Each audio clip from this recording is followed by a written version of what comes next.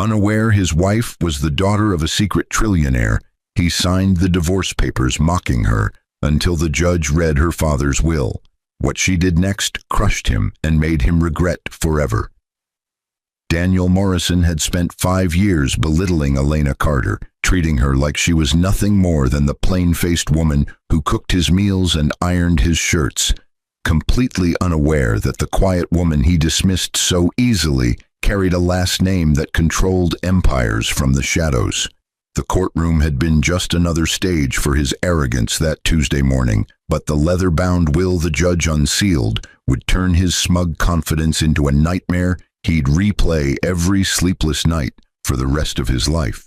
She'd sat there in her second-hand dress, hands folded, saying nothing while he'd laughed about finally being free from his worthless wife, completely blind to the fact that her silence wasn't weakness. The document in Judge Richardson's trembling hands contained revelations that would reshape everything: power, wealth, and a daughter's inheritance that made Daniel's entire net worth look like pocket change found between couch cushions. What Elena Carter did with that inheritance, with that power, with the truth her father had hidden until his final breath, would systematically dismantle every piece of the life Daniel thought he'd built. How could a man so obsessed with status and appearances have missed every single clue that his wife's family wasn't just wealthy? Why had Elena spent half a decade accepting his cruel treatment when she could have destroyed him with a single phone call? What exactly did her father's will contain that made a seasoned judge's voice crack while reading it aloud? The morning Daniel Morrison decided to divorce his wife started like any other morning in their small apartment on the wrong side of Philadelphia.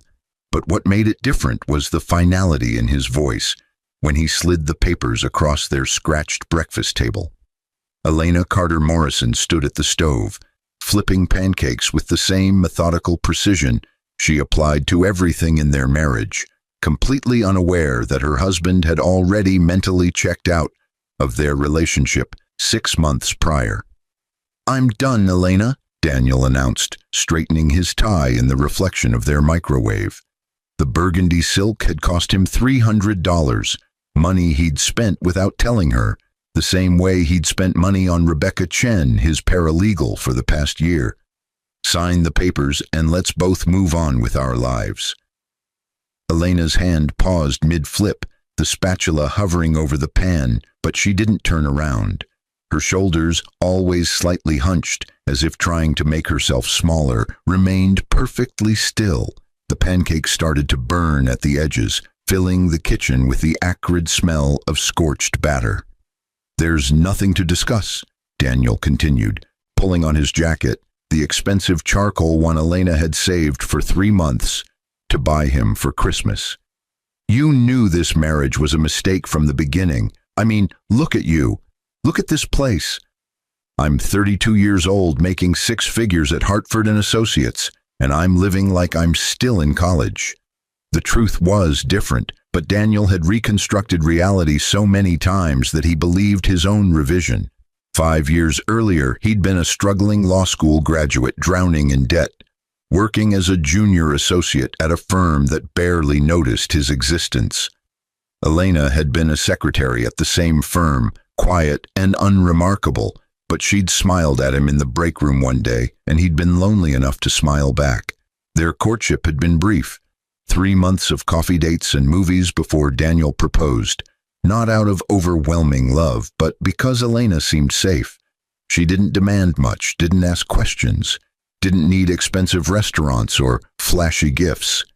She'd even offered to keep working after marriage, contributing her modest salary to their household, while Daniel's student loans devoured his paycheck. But somewhere in those 5 years, Daniel's career had gained traction. He'd won a few cases, impressed the right partners, and suddenly the struggling junior associate became someone with prospects. Rebecca Chen had noticed, young, ambitious, from a wealthy family that owned a chain of luxury car dealerships across the tri-state area. She'd made her interest clear at the company holiday party 8 months ago, and Daniel had stopped seeing Elena as a partner and started seeing her as an anchor. "The apartment is paid through the end of the month," Daniel said, checking his watch. A Rolex Rebecca had given him for his birthday, hidden in his desk at work, because Elena could never know about it. "I've already found a place in Society Hill. Luxury high-rise, doorman, the works. You can stay here or go back to wherever you came from. I honestly don't care." Elena finally turned around, her face unreadable. She was 30 years old, but looked younger in certain lights. With auburn hair she kept in a simple ponytail and hazel eyes that never seemed to focus directly on anything. She wore a faded blue cardigan over a plain white t-shirt, and her jeans had been patched at the knee, not fashionably distressed, but genuinely worn through and repaired. "You've already found a new place," Elena repeated softly, her voice barely above a whisper. It wasn't a question, but an acknowledgement, as if she were cataloging information for later use. "Don't make this harder than it needs to be," Daniel said, grabbing his briefcase. "I'll have my lawyer send over the official filing. We're both adults. We can handle this like civilized people." What Daniel didn't know, what he couldn't have known because Elena had spent 5 years carefully concealing every detail of her past, was that wherever she came from was an estate in Montana that encompassed 7,000 acres of pristine land. Her father, Thomas Carter, had been a man obsessed with privacy, someone who'd built a fortune so vast and so carefully hidden that even Forbes had no idea he existed. Thomas Carter's wealth hadn't come from flashy tech startups or public corporations. Instead, he'd spent 40 years quietly acquiring rare earth mineral rights across 6 continents, establishing shell companies and trust funds so complex that even the IRS couldn't fully trace them. He owned lithium mines in Bolivia, rare earth deposits in Mongolia, and thorium reserves in India that would power the next generation of nuclear reactors. His net worth, if anyone could actually calculate it, exceeded $200 billion, but no one could calculate it because Thomas Carter had designed his empire to be invisible. Elena was his only child, but Thomas had raised her differently than most billionaires raised their daughters. He'd homeschooled her until age 16, teaching her mathematics, philosophy, and the art of observation. He'd forbidden her from using the family name in public, insisting she use her mother's maiden name, Morrison, in any official capacity. He'd given her a modest trust fund to live on, $50,000 a year, comfortable but not extravagant, and sent her into the world with specific instructions. "Learn who people really are," Thomas had told Elena on her 18th birthday, his weathered hands holding hers across the oak table in his Montana study. "Not who they pretend to be when they think you're valuable, but who they become when they think you're worthless. That's the only truth that matters in this world." So Elena had moved to Philadelphia with a false identity, taken a job as a secretary, and deliberately presented herself as ordinary. She'd met Daniel, seen his ambition and insecurity, and made a calculated decision to marry him. Not out of love, but as an experiment her father had unknowingly suggested. She wanted to see what kind of man he'd become if he thought she had nothing to offer except herself. The answer, it turned out, was cruel. Daniel had started small with his dismissiveness. Little comments about her appearance, suggestions that she could try harder with her looks. Then came the financial control, Daniel insisting he manage all their money because "you're not good with numbers, Elena." The emotional distance followed. Nights when he'd come home late smelling of expensive perfume. Weekends when he'd disappear for work conferences that required no packed luggage. Elena had documented everything, not out of anger, but with the same detached curiosity a scientist might observe a failing experiment. She kept a journal, written in shorthand her father had taught her, recording Daniel's transformation, from insecure but kind to successful and callous. She noted the exact date he stopped kissing her goodbye, the precise moment he began answering her questions with irritation instead of patience.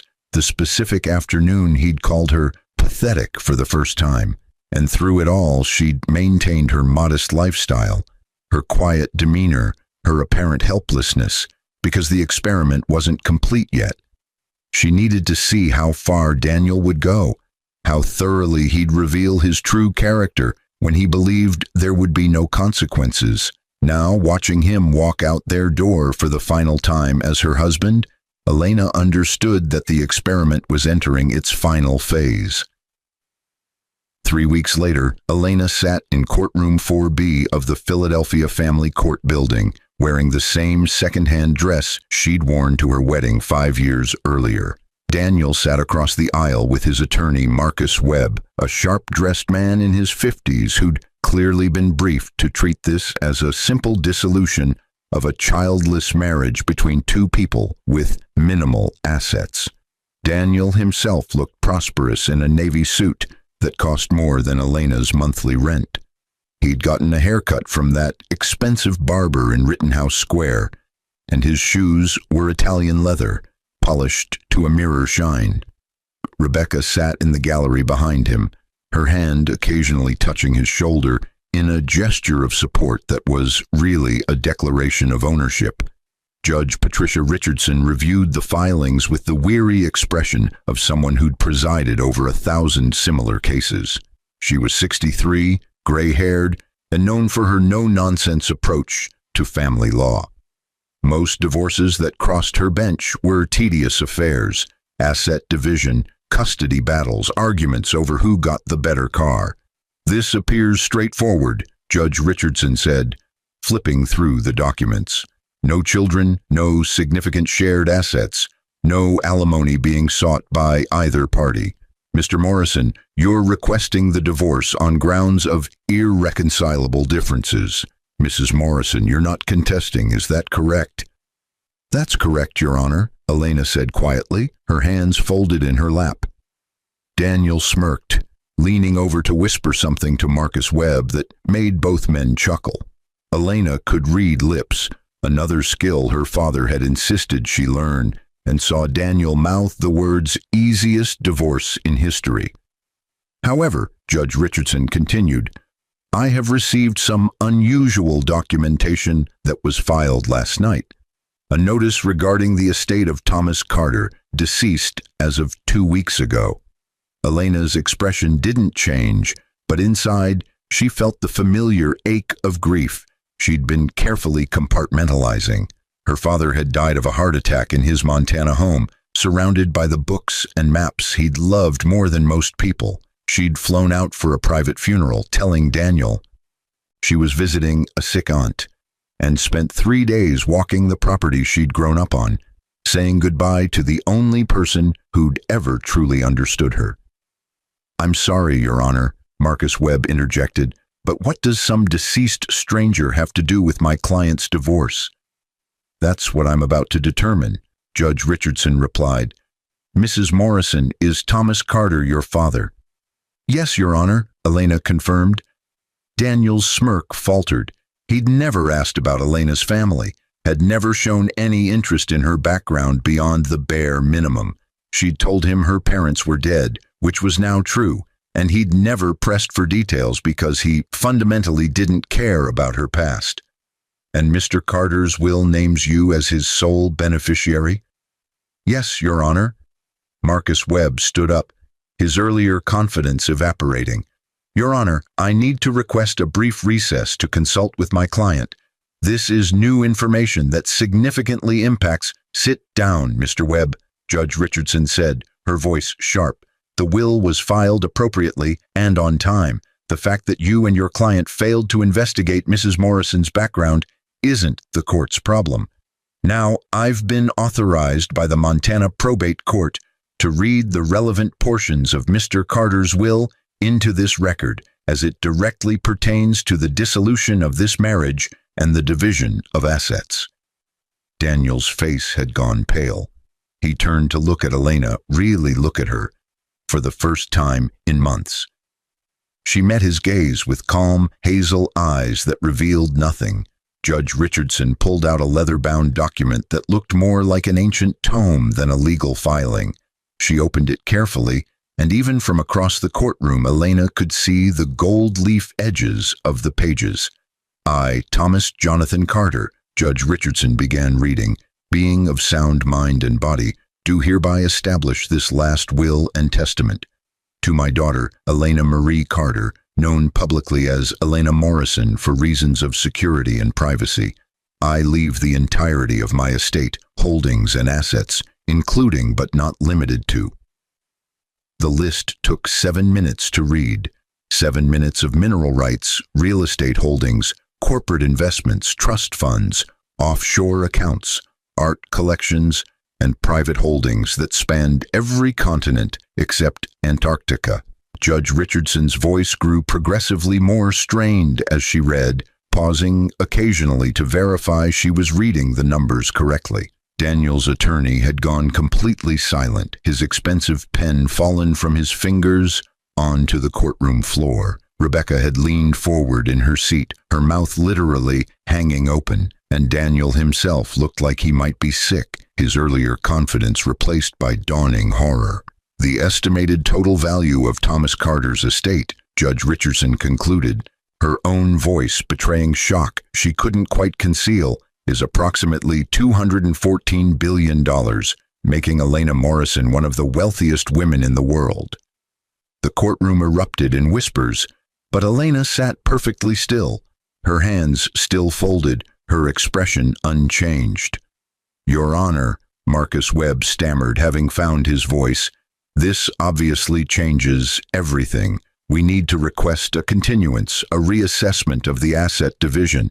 Pennsylvania is an equitable distribution state, and your client is entitled to exactly nothing, Judge Richardson interrupted, because according to the prenuptial agreement filed with Mr. Carter's will, an agreement that Mrs. Morrison's father had prepared and notarized before her marriage, all of Elena Carter's assets, both current and future, including any inheritance, are explicitly separate property. The agreement was signed by both parties 5 years ago. Daniel's face went from pale to crimson. That's impossible. I never signed any. But even as he protested, Elena watched the memory return.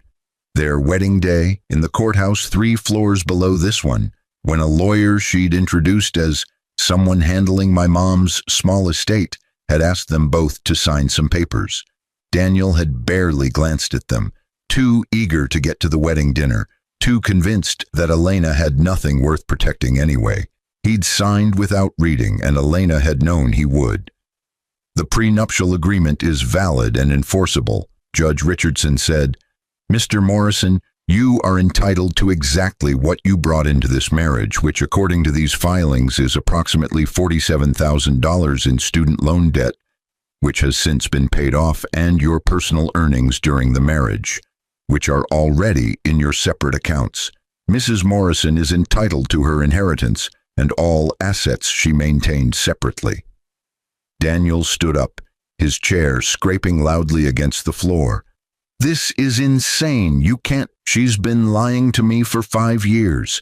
She pretended to be poor, pretended to be nobody, and all along she was a woman whose father taught her wisdom, Judge Richardson said quietly, looking at Elena with something like respect. And you, Mr. Morrison, showed her exactly who you are when you thought she had nothing. This court grants the divorce as requested. All assets shall be distributed according to the prenuptial agreement. Case closed. The gavel came down with a finality that seemed to echo through Daniel's entire body. But what Elena did next was what truly crushed him. She could have left the courtroom, taken her inheritance, and disappeared into the life of luxury she'd always been entitled to. Instead, Elena stood up, smoothed her second-hand dress, and walked over to where Daniel stood, frozen. I want you to understand something, Elena said softly, her voice carrying in the now silent courtroom. Every single day of our marriage, I had the power to end your career with a phone call. Every night you came home late smelling like her perfume, I could have made one call to the managing partner at Hartford and Associates. My father owned 18% of the firm through a shell corporation, and you'd have been unemployed by morning. Daniel's eyes widened. You knew about Rebecca. I knew about everything, Daniel. I knew about the Rolex she gave you that you hide in your desk drawer. I knew about the apartment you've been renting in Society Hill for 3 months, not 3 weeks. I knew about the $7,000 you embezzled from our joint account to pay for her birthday trip to the Bahamas. Marcus Webb made a choking sound, recognizing the legal implications of what Elena had just revealed. But I didn't make that call, Elena continued, because I wanted to see how far you'd go. I wanted to document every moment of cruelty, every casual dismissal, every time you made me feel worthless, because my father taught me that the truth about a person only emerges when they think there are no consequences. She reached into her purse and pulled out a small leather journal, worn at the edges from 5 years of daily entries. This contains everything: dates, times, witnesses, bank records, your embezzlement, your affair, your misuse of firm resources to impress Rebecca, the client files you shared with her, despite her having no security clearance. Daniel reached for the journal, but Elena pulled it back. I'm not giving this to you. I'm giving it to the Pennsylvania Bar Association, along with a full affidavit. Your legal career is over, Daniel. Not because you divorced me, but because you're a thief and a fraud who violated client confidentiality and attorney ethics rules repeatedly. You can't do this, Daniel whispered, but his voice had no conviction. He knew she could, and more terrifyingly, he knew she would. I already have, Elena replied. The filings were submitted this morning, but that's not the part that's going to haunt you. She stepped closer, close enough that only Daniel could hear her next words, but Elena pitched her voice so the court reporter could still capture them. Hartford & Associates is being acquired next month by a firm called Cascade Legal Holdings. The managing partner thinks it's a standard corporate purchase, but Cascade is one of my companies, one of hundreds my father left me. I'm going to own the firm where you built your career, Daniel. And every single day when you're trying to find a new job with a suspended law license and a reputation for ethics violations, you're going to remember that you had a wife who loved you enough to marry you when you were nobody. I never loved you, Daniel said, the words coming out strangled, desperate. I know, Elena replied simply, but I needed to see if you could learn to. My father always said that real character isn't what we are when we're trying to impress people. It's what we become when we think no one important is watching. You thought I was no one important, Daniel, and you showed me exactly who you are. She turned to leave, but paused at the courtroom door, looking back one final time. Rebecca Chen's father is filing for bankruptcy, by the way. His dealerships are being foreclosed on. He borrowed heavily against them to fund an expansion that failed. She'll be broke by Christmas, and she's only interested in you because she thinks you're successful. When she finds out you're about to lose everything, she'll leave you faster than you're leaving me right now. But you'll know that's coming for the next few months, while you watch your life fall apart, and there's nothing you can do to stop it. The information about the Chen family dealerships was accurate. Elena had verified it through her father's business intelligence network 2 days ago. Rebecca didn't know yet, wouldn't know for another month when the foreclosure proceedings became public, but by then, Daniel would already be destroyed. Elena walked out of the courtroom, leaving behind a man whose regret was just beginning to take shape, a man who would spend every day for the rest of his life replaying their marriage and seeing, finally, all the signs he'd missed. The Elena Morrison who left that courthouse wasn't the same woman who'd entered it. She'd shed the dowdy cardigan, the hunched shoulders, the quiet voice that had been part of a 5-year performance. In its place emerged Elena Carter, daughter of Thomas Carter, controller of a business empire that spanned the globe. But the transformation didn't happen all at once, and it didn't happen in the way Daniel might have imagined. 3 months after the divorce, Elena still lived in the same small apartment, though she now owned the building and had quietly paid off the mortgages of every tenant living there. She still shopped at thrift stores, though now she donated 10 times what she spent to homeless shelters across Philadelphia. She still wore her hair in a simple ponytail, though she'd started taking violin lessons at a prestigious conservatory, something her father had always wanted her to do, but she'd never had time for during her experiment. The revenge against Daniel unfolded exactly as Elena had predicted. The Bar Association suspended his license for 2 years, pending a full investigation into the ethics violations. Hartford and Associates, upon discovering his embezzlement and misuse of client files, terminated him immediately and threatened criminal charges unless he repaid the stolen money with interest. Rebecca Chen left him via text message 3 weeks after the divorce, right around the time her family's financial troubles became public, and was engaged to a hedge fund manager within a month. Daniel's luxury apartment went into foreclosure. His car, leased, not owned, despite what he'd told everyone, was repossessed. His professional reputation, so carefully cultivated, evaporated as word spread through Philadelphia's legal community about what he'd done. But the cruelest part, the part that made Daniel regret forever, wasn't the financial ruin or the professional disgrace. It was the knowledge that Elena had been watching all along, had chosen to love him despite having every reason not to, and he'd been too blind and arrogant to see what he had. 6 months after the divorce, Daniel found himself working as a paralegal at a small personal injury firm in Northeast Philadelphia, the same kind of bottom-rung position he'd held fresh out of law school. His boss was 28 years old, younger than him, and treated him with the same casual dismissiveness Daniel had once shown to Elena. One evening, working late on a filing that needed to be submitted by midnight, Daniel saw Elena on the local news. She was being interviewed about a new foundation she'd established, the Thomas Carter Foundation for Financial Literacy and Family Support. The foundation was donating $200 million to help low-income families in Philadelphia with legal aid, job training, and financial education. My father taught me that wealth means nothing if you don't use it to help others, Elena said in the interview, poised and articulate in a way Daniel had never heard her speak. And my own experiences taught me that people need support systems, need to understand their worth regardless of their bank balance. Too many people are underestimated, dismissed, or treated as worthless because they don't have obvious markers of success. I want to change that. The interviewer asked if Elena's recent divorce had influenced her philanthropic focus, and Elena smiled, a genuine smile Daniel had never seen on her face during their marriage. Everything we experience shapes who we become, Elena said carefully.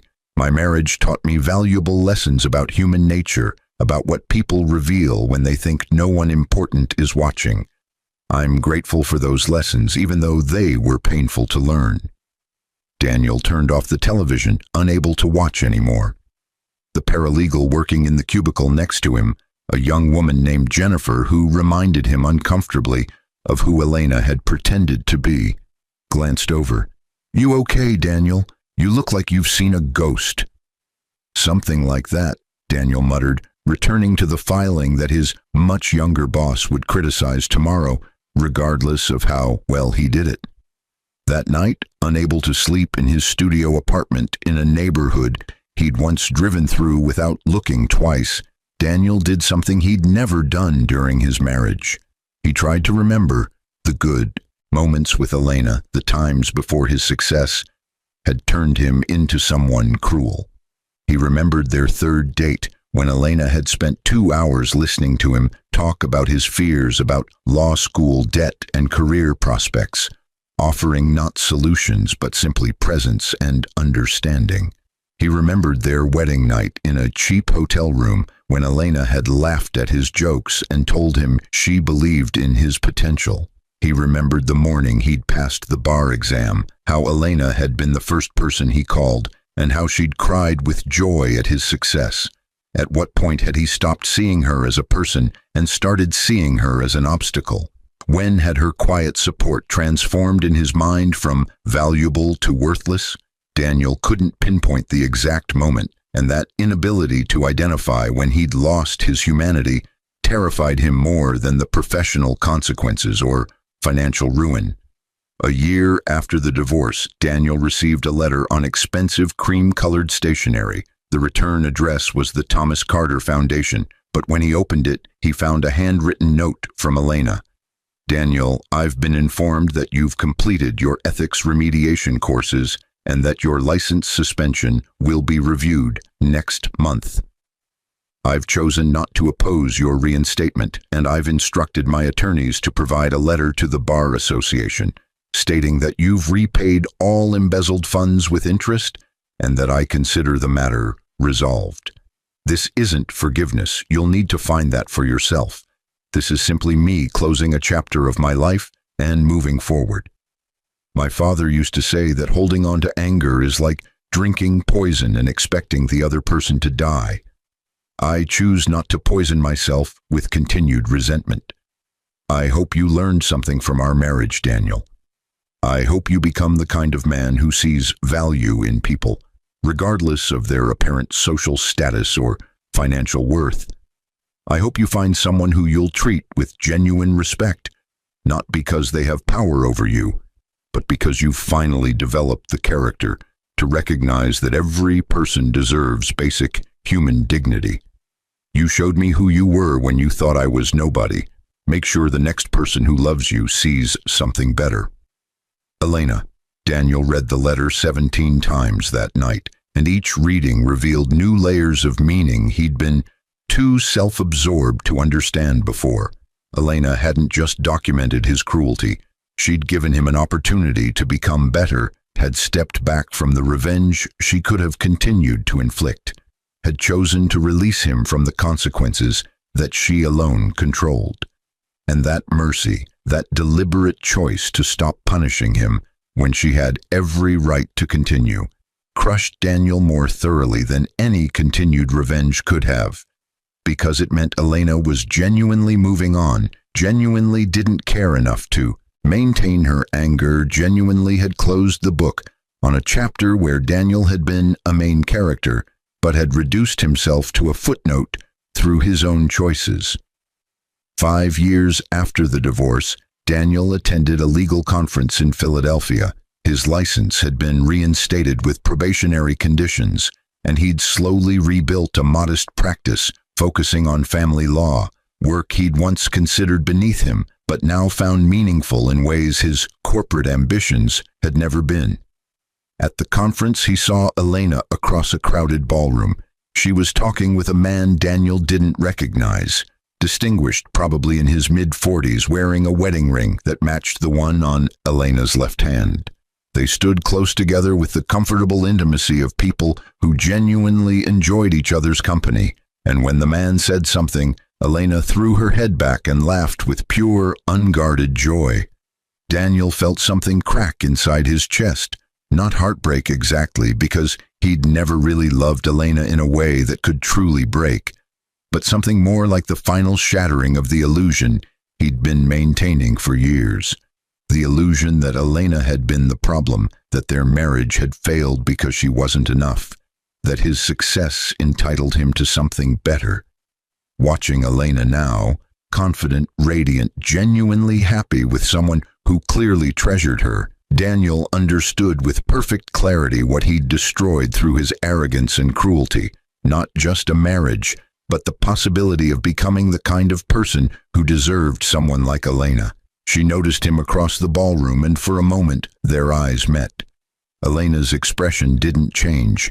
No anger, no triumph, not even curiosity.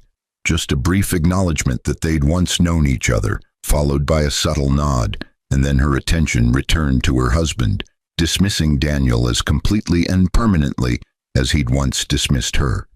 That dismissal, that absolute indifference, was the final crushing blow, because Daniel realized that Elena's revenge hadn't been the professional ruin, or the financial consequences, or even the exposure of his character flaws.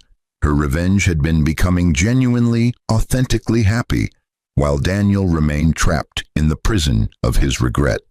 10 years after the divorce, Daniel read in the Wall Street Journal that Elena Carter Whitman, she'd taken her second husband's name, had been named one of the world's most influential philanthropists. The article detailed her foundation's work across 40 countries, the tens of thousands of lives changed by her programs, the innovative approaches to poverty and inequality that she'd funded. There was a quote from Elena near the end of the article that made Daniel set down his coffee cup and stare out the window of his modest office. "I learned early in life that every person we meet is teaching us something about ourselves. Some people teach us about kindness and loyalty. Others teach us about our capacity to endure, to observe, and to grow from painful experiences. I'm grateful for all my teachers, even the ones who taught painful lessons, because they shaped me into someone who could use great resources to help others." Daniel knew he was one of those painful teachers, and the knowledge that he'd been reduced to a lesson, a cautionary tale in Elena's journey toward becoming an extraordinary person, filled him with a regret so profound it had become a permanent part of his identity. He never remarried. He built a successful enough practice, did meaningful work, even found moments of professional satisfaction. But every time he met a new woman, every time a relationship had potential, Daniel found himself comparing his behavior to how he'd treated Elena. He questioned his own motives relentlessly, wondering if he was genuinely interested in these women or if he was just attracted to what they could do for him. The paranoia, the self-doubt, the endless second-guessing of his own character, these became Daniel's constant companions, a punishment Elena had never explicitly imposed, but which he'd created for himself through the simple act of truly understanding what he'd done. 20 years after the divorce, Daniel received news that Elena had passed away at age 52 from an unexpected brain aneurysm. She'd left behind her husband, 3 children, an extraordinary philanthropic legacy, and a foundation that would continue her work for generations. The obituary in the New York Times was 3 full pages, detailing a life of impact and meaning that Daniel read with tears streaming down his face. Near the end, there was a section about Elena's early life, including a single sentence about her first marriage. Carter's experiences during this period, though difficult, shaped her understanding of human nature and informed her later philanthropic philosophy. That was all. Daniel had been reduced to a difficult period in a life so full of accomplishment and meaning that their 5-year marriage rated a single sentence. But what crushed Daniel most wasn't the brevity of the mention. It was a quote from Elena's second husband, James Whitman, about what had attracted him to Elena. "I fell in love with Elena because she saw people clearly. She understood that everyone is showing you who they are every single day through their choices and actions, and she paid attention. She didn't need people to be perfect, but she insisted they be genuine. She taught me that the greatest gift you can give someone is to see them exactly as they are and love them anyway, or just as importantly, to see them exactly as they are and have the wisdom to walk away." Daniel attended Elena's memorial service, sitting in the back of a cathedral that held 3,000 people. Speaker after speaker rose to talk about Elena's impact on their lives, her generosity, her wisdom, her laughter, her genuine interest in every person she met, regardless of their status or position. And Daniel sat there understanding that he'd known Elena for 5 years, had been married to her, had shared a home and a life with her, and he'd never really known her at all.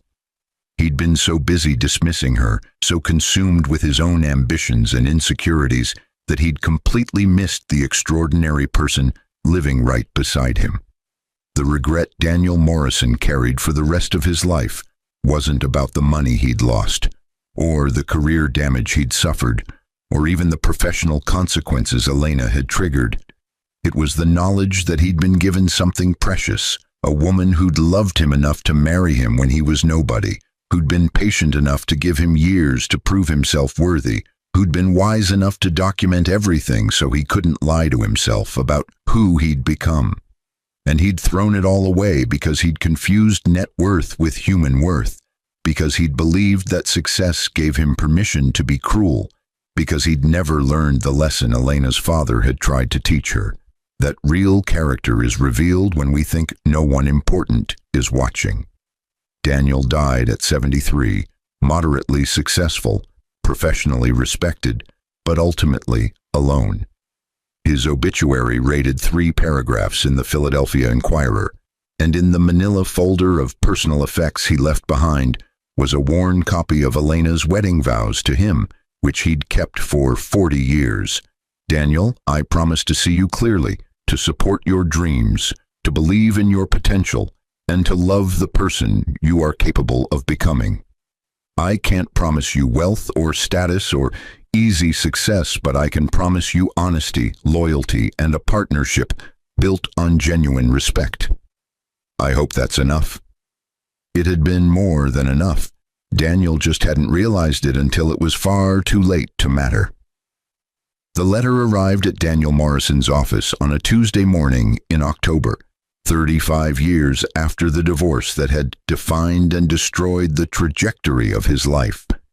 His secretary, a competent woman named Patricia, who reminded him painfully of who Elena had once pretended to be, placed it on his desk among the usual correspondence. But this envelope stood out. Cream-colored stationery, expensive weight, with the embossed logo of the Thomas Carter Foundation in the corner. Daniel's hands trembled slightly as he opened it, recognizing immediately that this wasn't standard foundation correspondence. Inside was a letter, handwritten in elegant script that didn't belong to Elena. She'd been gone for 18 years now, a loss that had hollowed out something in Daniel's chest that never quite filled back in. The signature at the bottom read, Rebecca Carter Whitman, and Daniel had to read it twice before understanding struck him like a physical blow. Elena's daughter, named after the woman who'd helped destroy Elena's first marriage, but transformed into something entirely different, a deliberate reclamation perhaps, or simply Elena's way of proving that names didn't define character. The letter was brief.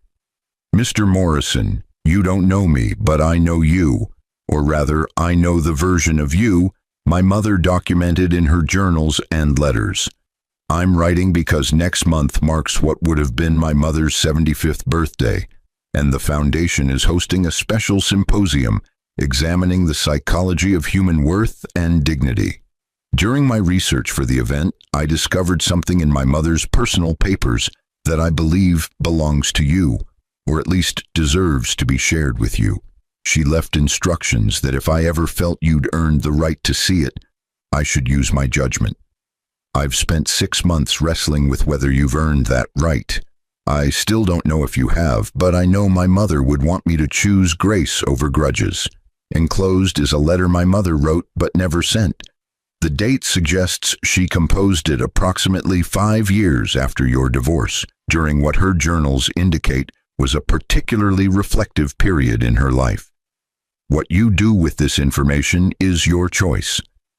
But I thought you should know that my mother's understanding of your marriage was more nuanced than the public narrative suggested. Respectfully, Rebecca Carter Whitman, Executive Director, Thomas Carter Foundation. Daniel's hand shook harder as he unfolded the second letter, this one in Elena's familiar handwriting, precise, careful letters that he'd seen on grocery lists and birthday cards throughout their marriage, but had never truly paid attention to. The date at the top read June 15th, 5 years post-divorce, and Daniel did the math automatically. That would have been right around the time Elena had married James Whitman, right around the time Daniel had seen her at that legal conference and recognized everything he'd lost. Daniel, I've written this letter a dozen times and torn it up a dozen times, but my therapist suggested that putting these thoughts on paper might help me finally close this chapter, even if I never send them to you. I want you to know something that I've never told anyone, not even James. I didn't marry you as part of some cold experiment. I married you because I genuinely believed you could be different. My father spent my entire childhood warning me about people who would treat me differently if they knew about our wealth. He was right about many things, but he was also damaged by his own experiences, paranoid in ways that weren't entirely healthy. When I met you, I saw someone struggling, someone vulnerable, someone who seemed capable of genuine kindness, if only life would stop beating him down. I thought that if I could remove the pressure of financial stress, if I could provide a safe foundation, you might blossom into the person I believed you could be. I thought love and stability might transform your insecurity into confidence without cruelty. I was wrong, but not in the way you probably think. I was wrong because I tried to engineer an outcome instead of accepting you as you were. I was wrong because I observed you like a specimen instead of partnering with you as an equal.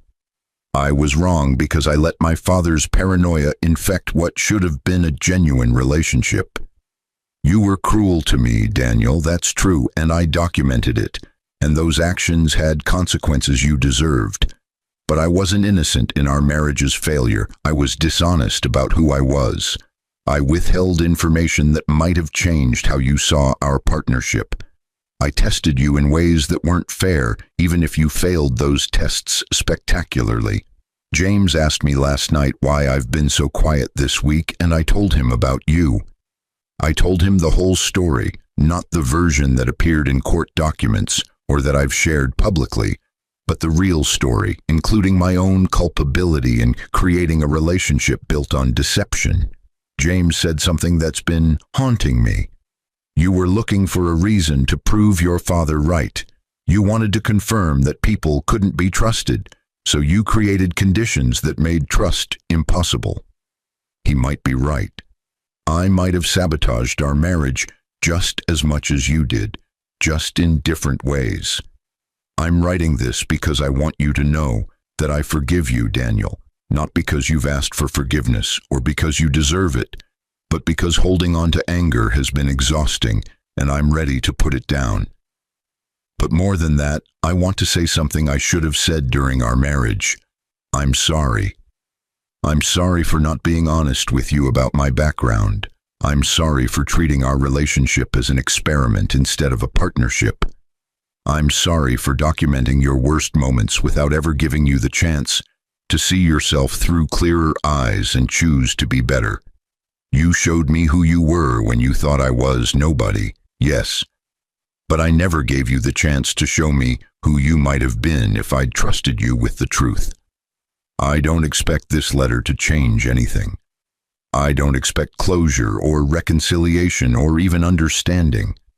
I just needed to write it to acknowledge that the story we tell about our marriage, the one where you're the villain and I'm the wronged victim who got her revenge, is missing crucial complexity. We were two damaged people who hurt each other in different ways. You did it through cruelty and dismissiveness. I did it through deception and manipulation. Neither of us was innocent. I hope you've found peace, Daniel. I hope you've learned to treat people with dignity, regardless of their apparent worth. I hope you've become the person you were capable of being when I met you, the person I believed existed underneath all that insecurity and fear, and I hope someday you can forgive yourself, because I suspect that's harder for you than any external consequence I imposed. I'm choosing to believe that people can change, that our worst moments don't define us forever, that grace is more powerful than judgment. I'm choosing to believe you can change, too. Be well, Elena. Daniel read the letter 3 times, tears blurring the words on each pass. Then he set it down on his desk and stared out the window at the Philadelphia skyline, seeing the city but not really seeing it. Elena had been right about so many things, but she'd been wrong about one crucial detail. Daniel hadn't changed, not really. He'd modified his behavior, had learned to treat people better out of fear of consequences rather than genuine growth, had become more careful rather than more kind. The regret that had defined his life for 35 years took on a new dimension with Elena's letter. It wasn't just regret for what he'd done to her. It was regret for what they might have built together if they'd both been braver, more honest, more willing to be vulnerable instead of protected. Patricia knocked on his door. "Mr. Morrison, your 2 o'clock appointment is here." "Cancel it," Daniel said, his voice rough. "Cancel everything today." He spent the rest of that afternoon writing his own letter, not to Elena, who was beyond receiving it, but to Rebecca Carter Whitman. In it, he acknowledged everything: his cruelty, his arrogance, his failure to grow even when given every reason to. But he also acknowledged Elena's generosity in her unsent letter, the complexity she'd recognized, the grace she'd extended, even when he didn't deserve it. "Your mother was right that I haven't truly changed," Daniel wrote, "but perhaps knowing that truth, really accepting it, is the first step toward actual transformation rather than performance. I'm 67 years old, and I'm just now learning lessons I should have learned at 32. Tell the students at your symposium that it's never too late to start seeing people clearly, but it's tragic to waste decades before beginning. Tell them that every person they meet is showing them who they are through their actions, and the greatest gift we can give is attention. Tell them that human worth isn't determined by wealth or status or power, but by how we treat people when we think no one important is watching. And tell them that sometimes the people we think aren't important are the most important of all. We're just too blind to see it." 3 weeks later, Daniel received an invitation to speak at the symposium. He almost declined, convinced he had nothing valuable to contribute, but Rebecca's follow-up letter changed his mind. The foundation doesn't need another speaker who got it right. We have plenty of those. We need someone willing to stand up and admit they got it catastrophically wrong, who can articulate the thought processes that led to dehumanizing another person, who can serve as a cautionary example while demonstrating that awareness, even late awareness, has value. My mother built this foundation on the principle that painful truths are more educational than comfortable lies. Are you willing to be a painful truth? Daniel stood on stage in front of 400 nonprofit leaders, social workers, educators, and foundation staff, and told his story. Not the sanitized version, not the self-serving rationalization, but the raw, uncomfortable truth of how he'd systematically dehumanized his wife, because she didn't fit his image of what a successful man deserved. The audience was silent throughout his 20-minute presentation. No one left early. Several people were visibly crying. During the Q&A, a young woman in her 20s raised her hand. "Mr. Morrison, do you think you would have changed if Mrs. Carter had told you the truth about her wealth from the beginning?" Daniel considered the question carefully, fighting the urge to give the answer that would make him look better. "Honestly, probably not. I would have treated her well because she had power, not because she deserved basic human dignity. I would have performed respect rather than genuinely feeling it. The fact that I treated her terribly when I thought she was powerless reveals my true character at that time, and Elena understood that.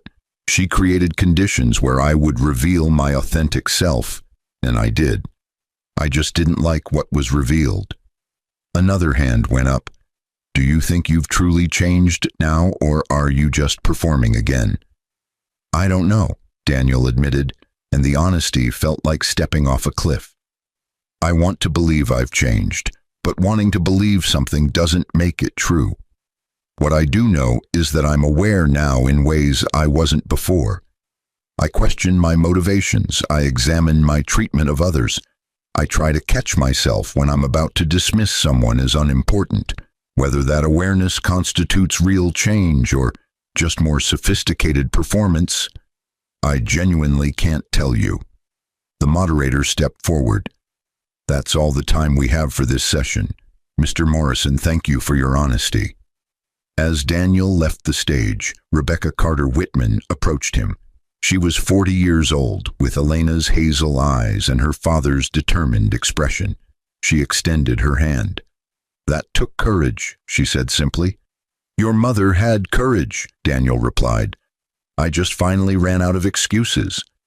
Rebecca studied him for a long moment, then reached into her briefcase and pulled out a small leather-bound journal. This was my mother's journal from the year she met you. I've read it a dozen times trying to understand her choices. There's an entry from your third date that I thought you should see. She opened to a bookmarked page and handed it to Daniel. Elena's handwriting filled the page, younger and more optimistic than in the letter he'd received. Went to coffee with Daniel again today.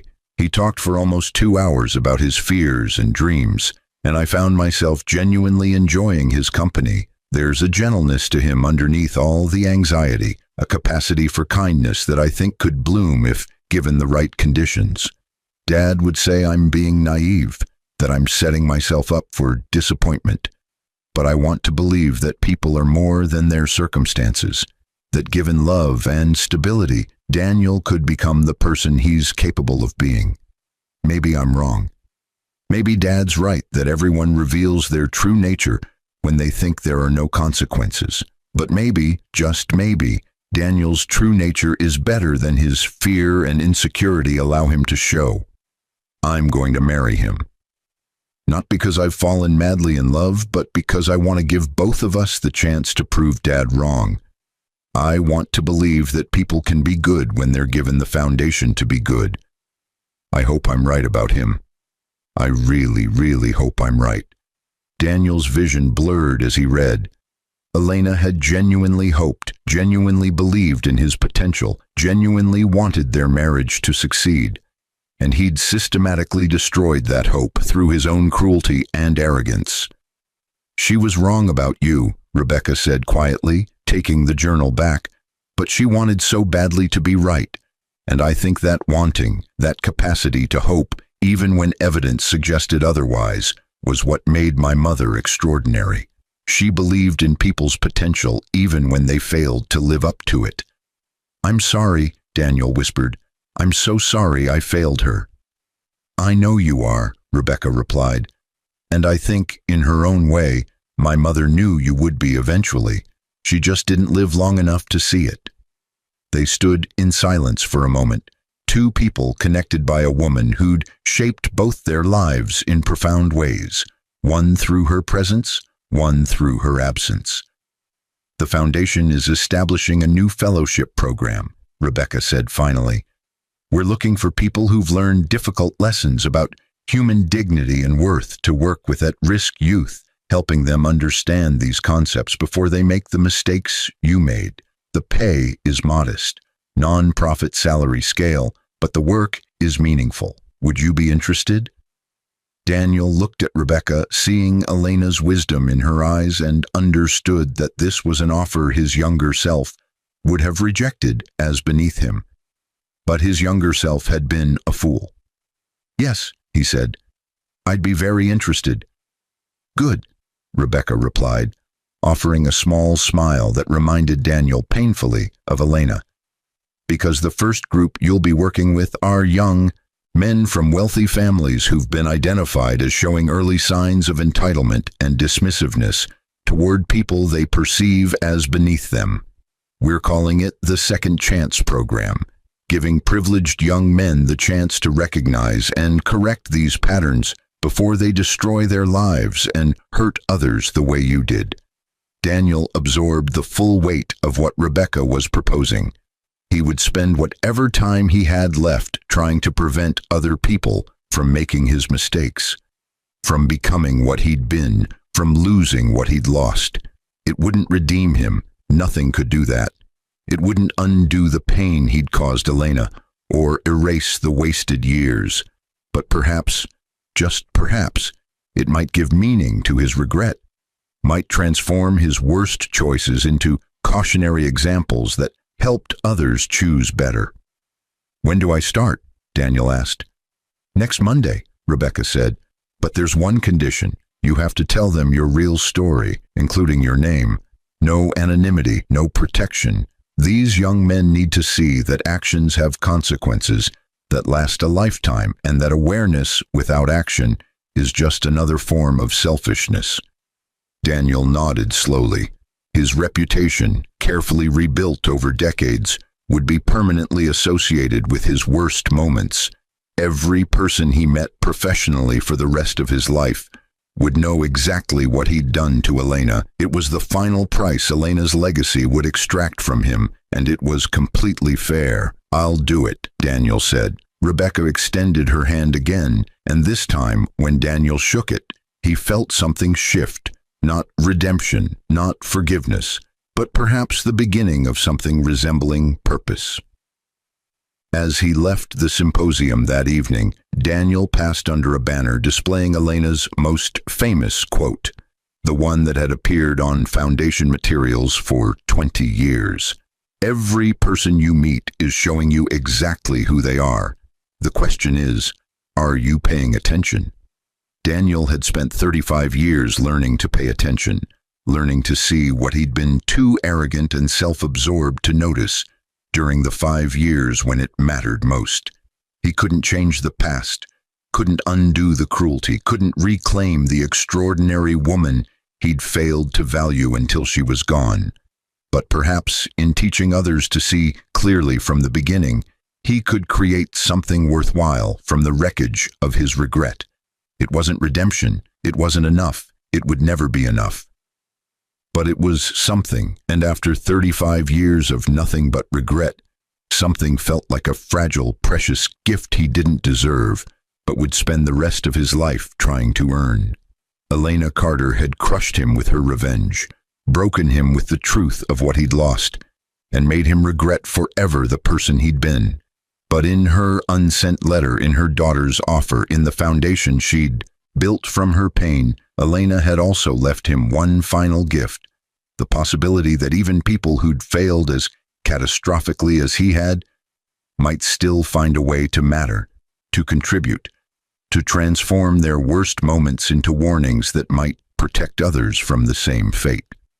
Daniel Morrison would spend the last decade of his life doing exactly that, teaching entitled young men to see the humanity in every person they met, to question their assumptions about worth and value, to understand that how you treat people when you think they're powerless reveals everything about your character.